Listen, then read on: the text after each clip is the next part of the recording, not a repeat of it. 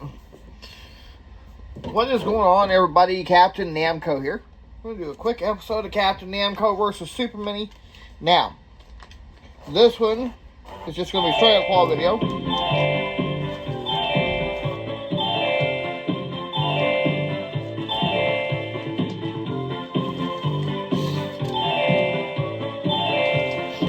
Alright.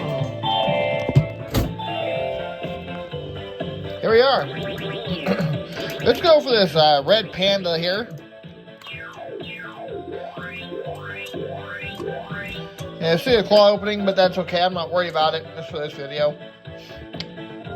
Only because it's cold and it no longer has that magnet on top of the coil.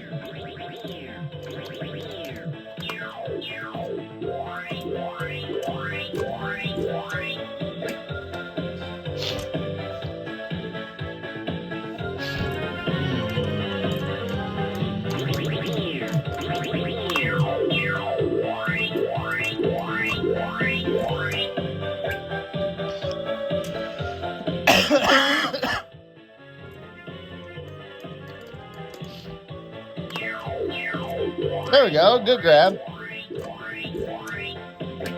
See what I mean how it's staying open like that? Because the claw is cold. It'll eventually heat up.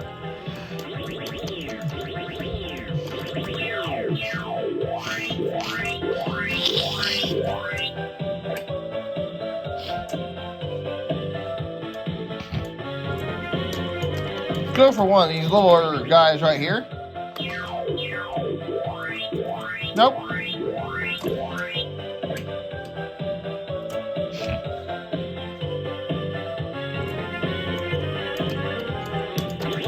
So I'm going to try to actually knock this bee over and get it laying flat. It is basically standing straight up, but I pushed that red panda down.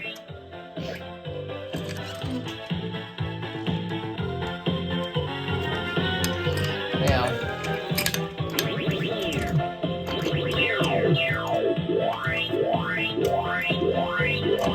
see what I mean? How just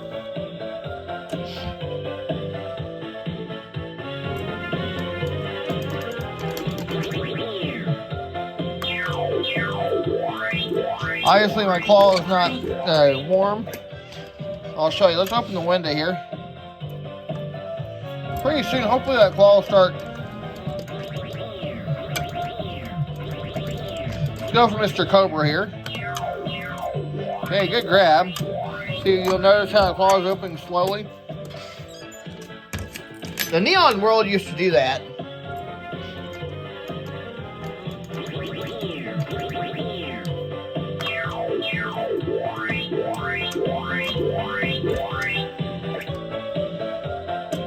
And with it doing that, I may not win. I don't know. I really don't know.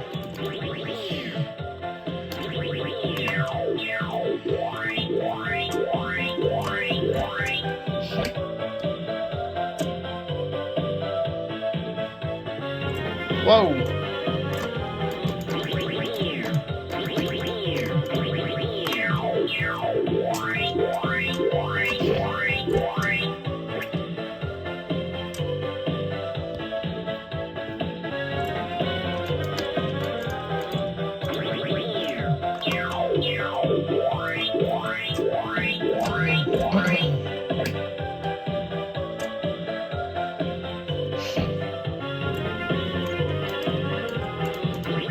Five to go, and I haven't won anything yet.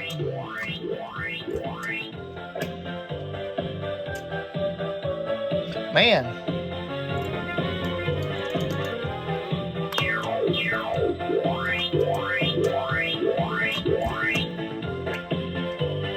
Oh, now at least that's gettable.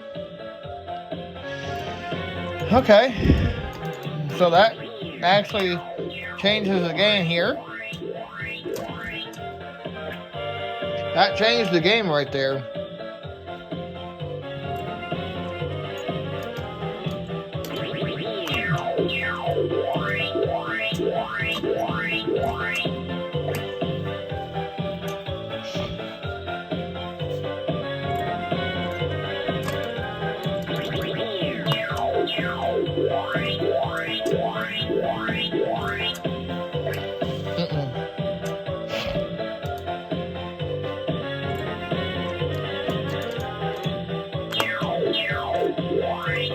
Ooh. Alright. We're going to play again here in just a second. I want to point something out. As claw machine players, claw size can also play a big role on certain things that you may want. So say you have a toy shop or a super mini like this. Say you see something larger in your machine, right? Okay. Well, larger may not always be good. So let's say, for example, this one. Yes, my claw can get around it, as you can see there. But it's going to have a hard time actually physically grabbing it by the head. So if it's laying like this, the claw is going to be able to get around the neck area. So larger can make it harder, if not impossible, to win. What about small things? Well, smaller items, such as this, it's actually meant for this kind of claw. So as you can see here, the claw is completely closed around the item. So the claw can actually cradle it, but if it's not ready to pay out, it's going to let it go regardless. So something to actually pay attention to, even with the Sugarloaf machines. You see something larger than the claw in the toy shop, don't even waste your money going for it, because 90% of the time you're not going to win that item unless it's got like not unless it's like a Squishmallow and the tag's got like a fish string looking kind of thing to where you can actually physically sneak that claw finger through there. Otherwise, you're not going to win. And even heavier items will also play a factor in that matter.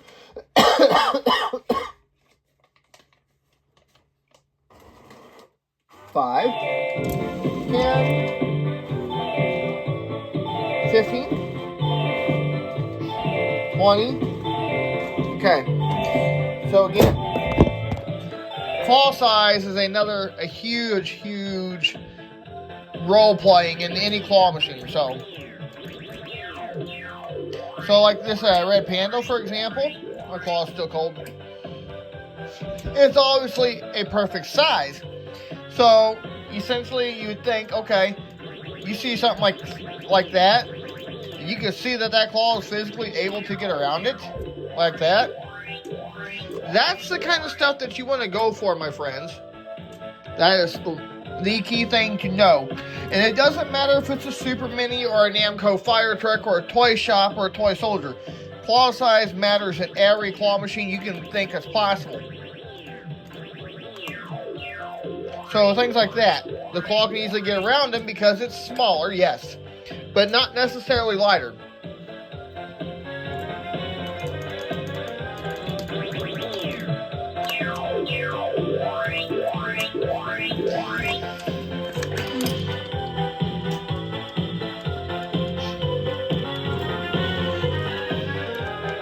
Now, smaller is not always good.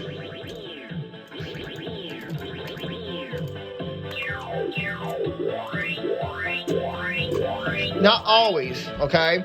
So keep that in mind when playing a claw machine. And again, it doesn't matter if it is a Super Mini or a full size. The same principle still applies to any claw machine you can find.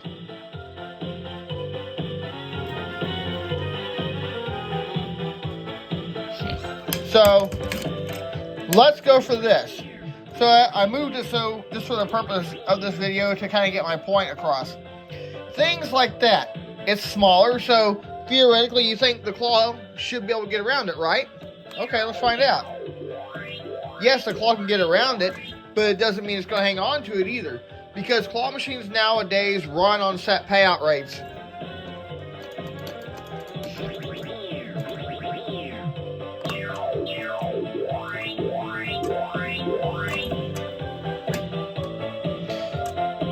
And you all know my machine is running on a payout, so.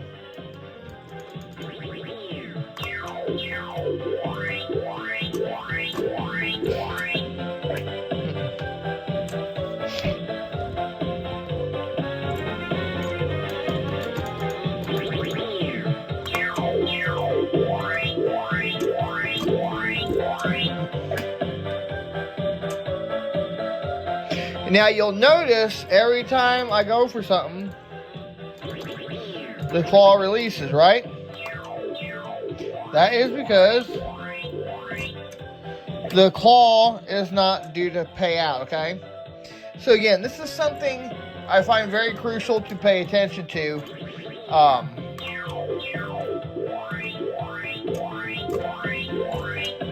When it comes to playing any machine. So, you might want to know, how can I beat payout? Well, that's simple. If something is near the edge, or anything is available, let's say this guy is near the edge. Okay, we'll move that for the sake of this video. So let's say that's near the edge. So what you want to do, make sure your claw is directly over it.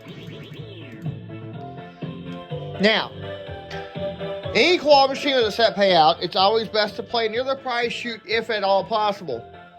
Otherwise, you got a long battle ahead of you. And here's why. Okay, perfect grab.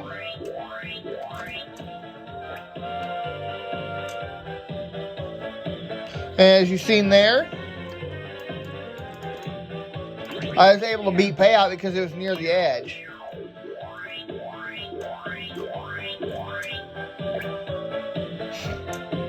So that's a very important thing to always pay attention to. Playing a claw machine.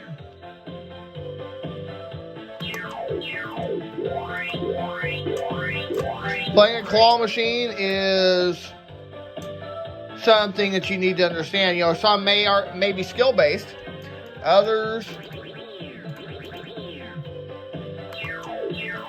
you know, may have a payout like the E-Lot machines or these mini claws. These can actually be set to be skill based, which I could change the claw strength to make it do that and not pay attention to the payout at all. See, now right there, I beat payout. If something is near the prize chute on a claw machine that's set payout and it lets go, it might actually flick it in and actually go right into the prize chute and be rewarded in your favor. So,